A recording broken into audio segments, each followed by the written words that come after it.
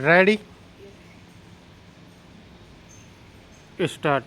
भाइयों, आखिरकार एक लंबे संघर्ष के बाद, जो कि मुख्य रूप से अहिंसात्मक था और जिसका नेतृत्व ऐसे विलक्षण व्यक्ति ने किया जो अहिंसा और सत्य को ईश्वर का पर्याय मानता था, परंतु स्वतंत्रता के किनारे पहुंचने के अंतिम चरण में भारत को खून की नदी में से होकर गुजरना पड़ा और यह नदी भारतीयों ने ही खोदी थी तथा इसमें भारतीयों का ही खून बह रहा था।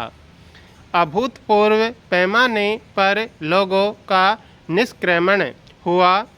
पुरुषों, स्त्रियों, बच्चों, बूढ़ों, बीमारों समेत 1 करोड़ व्यक्ति, जिनके शरीरों से खून चूकर भारत की भूमि तक को रंग रहा था, भारत के एक ओर से दूसरी ओर गए। उन्होंने अपने पीछे न केवल मकान और ज़मीनें छोड़ी, बल्कि अपने घर के व्यक्तियों के मृत शरीर भी छोड़ी। स्वतंत्र भारत के किनारे तक पहुंचने के लिए देश को यह मूल्य चुकाना पड़ा और वह 2 प्रभुता संपन्न राष्ट्रों भारत और पाकिस्तान में विभाजित हो गया। यह 15 अगस्त 1947 की बात है।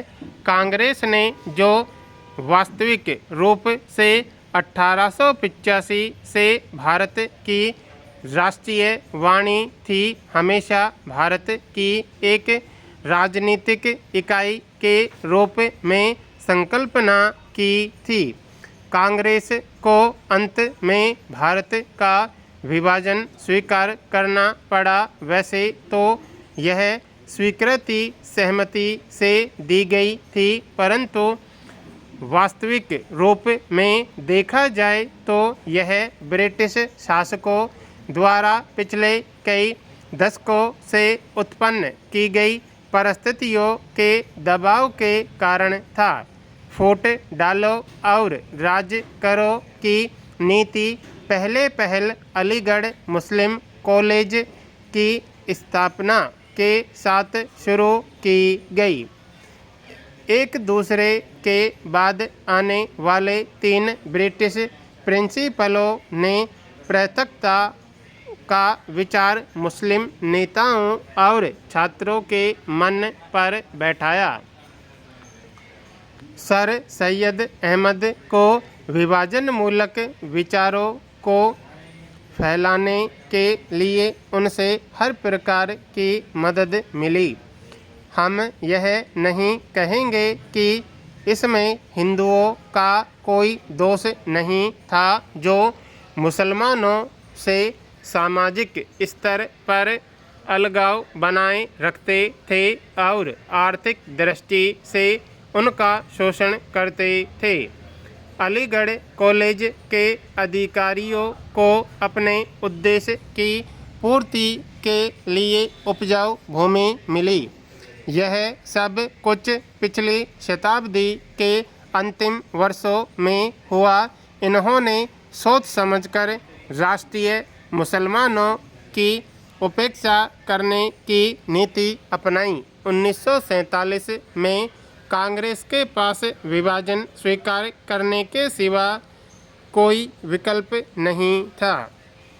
विशेषकर गंभीर सांप्रदायिक झगड़ों के कारण, जो कि गृह युद्ध का रूप धारण कर रहे थे।